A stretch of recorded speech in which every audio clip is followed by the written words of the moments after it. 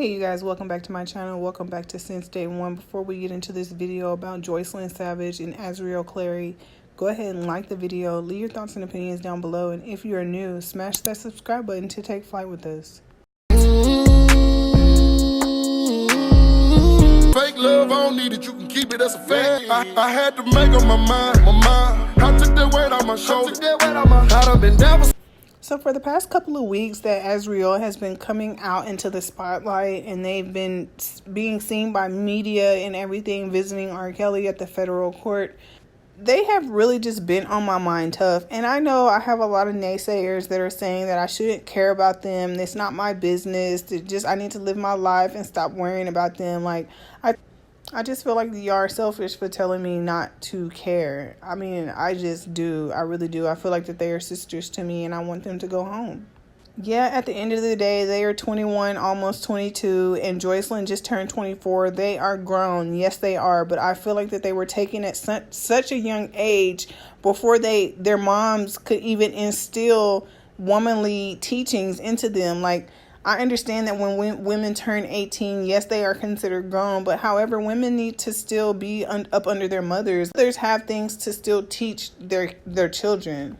Mrs. Savage and Mrs. Clary probably did not get to teach everything that they wanted to their daughters, Azriel and Joycelyn. And just by them being with R. Kelly doesn't make them grown. They still probably don't even know how to watch themselves correctly. There are just certain things that young women cannot learn from a man. They cannot learn from their father. They need their mothers around in certain situations to even learn how to properly live life. I mean, and I don't know, maybe I'm just in my feelings and I'm just ranting, but it's just really been bothering me just to see how Azriel is so in tune with what's going on as far as Robert's defense. However, she's just so naive to the World Wide Web. Like, you have access to the internet, girl. Please go look up some stuff. I mean, I just really don't understand. Maybe it's just not for me to understand. But like, see right here, when they were in Chicago this last time, before they went to New York, they were holding hands. And then when you see them in New York, they're not holding hands. And it just seems like they are just fed up with one another. And it just looks like, I mean, from the outside looking in, looking through a camera, it just looks like Azriel is just so fed up with Joycelyn. And I'm just trying to understand, what is it? And another thing, to be honest, I have not seen Joycelyn smile, y'all. I have not seen her crack a smirk, a grin, or anything. Azriel has been so happy. You can see all 32 teeth in her mouth, happy. To be honest, y'all, this is the last time that I actually seen Joy smile. And it's honestly not fair that Azriel gets so much more happiness than Joy. And so it really just made me want to start digging for answers. So last night, I found out this new word, y'all. It's called triangulation. I think I'm saying it right, but let me show y'all real quick. Triangulation is one of the absolute trademarks of narcissism. Triangulation, narcissists bring a third person into the mix, many times without that other person knowing. It's also called abuse by proxy. Sometimes the narcissist will even have that person contact us and pass along a message just to see our reaction. The narcissists want to use another person to hurt us so that they can claim innocence.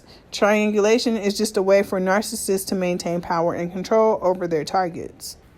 Triangulation involves turning people against each other. The main purpose is to prevent those being triangulated from coming together to compare stories that would reveal what the person is doing. By creating conflict between family members or friends, they can continue their behavior. Often turns siblings against one another or turns a majority of the family against the scapegoat, going out of their way to make the scapegoat appear crazy. Narcissists will often inform their partner about how a third party, such as a mutual friend or coworker who has been flirtatious with them. This third party person is brought into the relationship to kill two birds with one stone. First, it stirs up feelings of jealousy and insecurity in their partner and subtly warns the partner that they are replaceable. Instinctively, the partner tries harder to please the narcissist as to not be replaced. Second, it creates an illusion of desirability and encourages rivalry. both of which fill the narcissist with narcissistic supply, audation, and control.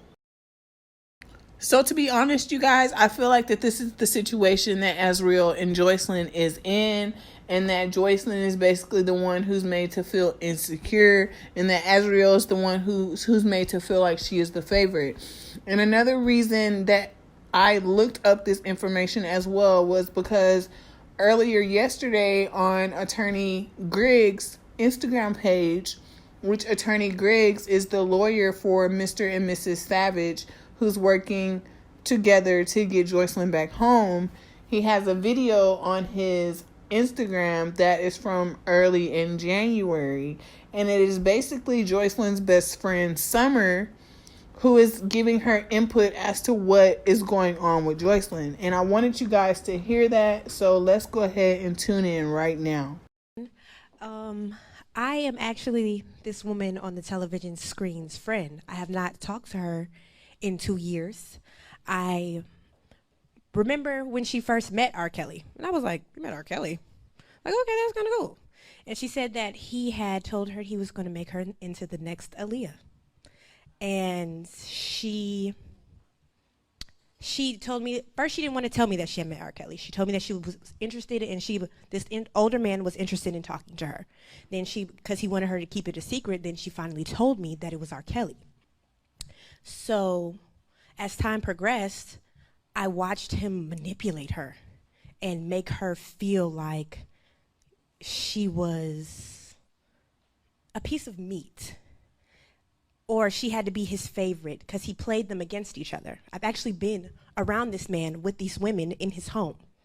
So it was just very disturbing how they actually do call him daddy. They actually, wait, you're not supposed to be talking to her. And he told her that he didn't want me around because I was a hater and that I wanted her life with him. And he was making my friend have other women, making her, she sent me a text message because she had looked on the internet and she said, this is true. I am in a harem. I am a toy and a slave, and I don't know how to get out.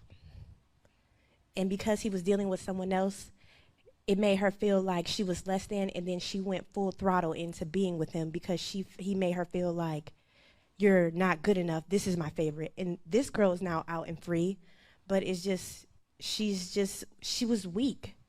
And it's just like, you could smell the weakness on her, so I knew that she was gone before she knew she was gone. And it's just like, her parents have called me, like, when's the last time you seen our daughter? Her grandmother has died. She wasn't allowed to come to the funeral. It has been horrible. And it's just like, I sent her parents those text messages that she sent me. I've talked to her mother weeping on the phone. I have given her his address, and he has shooed them off of their property. And it's just sad, and I just don't want any other woman to ever have to go through that, because some women are manipulated, and she feels important. And it's just sad because she thought that she was fabulous, but you don't know when you're being manipulated because you're weak in this. Like, she was 19, so it's just like, you haven't had that many encounters at that time, so you just feel like this is a superstar, he's going to make me into a singer. And I just am sad that this has happened to her, and that she's actually, like, protecting him, because you're protecting her. And I just hope that she comes to her senses, and when she gets out of this situation, she is going to need counseling 100%, because women could become like this and, become weaker and not feel like they're enough for any man, because just brainwash them into whatever. Leave your thoughts and opinions down below, you guys, and let me know how you feel about all of this. I know that it could possibly be a lot, but this is what was on my heart, and I really just needed to get this video out because I was going to just go insane if I didn't. And I just really am praying so hard for Joycelyn and for Azriel. And I understand that they're in a moment in their life where they feel invincible. They feel like that they have this money and these materialistic things, and they feel like that all this is worth whatever they have been through. And honestly, it's not. There is just so much more to life, and they have not even begun to experience it. Azriel Clary's dad, Angelo, actually had a message to the supporters and everyone who would misconstruing the information thinking that Azriel was latching on to R. Kelly to help with her career. Azriel already had it going on her own. She was already doing parties, events, concerts, and everything on her own, pulling her own crowd. The Clarys paid for Azriel to attend voice lessons, acting lessons, and Azriel was already singing on her own. So I just feel like when that situation happened with R. Kelly and Azriel wanting R. Kelly to become her mentor, she basically threatened her parents and promised to harm herself again if they did not let her go. And I could understand where her mom was coming from, wanting to put faith in her daughter that she was really going to do what she said she was going to do, and not knowing that shortly thereafter, Azriel turned 18, she was never going to touch base or contact her parents again. This to all the non-believers, and this is why we consider Team True. You see the fly on my daughter thing right there. You see the date. That was about 15 days before she even met that man. She was already full speed ahead on her career. Make no mistake. So if y'all want to know why I'm bitter and why the Clary's so upset, it's because we feel like our child was robbed of a lot of things that she should have been able to accomplish on her own. So long, sleeping from sofa to sofa. Now I'ma step on these little bitty bitches. Hit some brand new Gucci loafs, some Gucci walking. I got tired of eating Big Mama's chicken. Now it's business when I walk.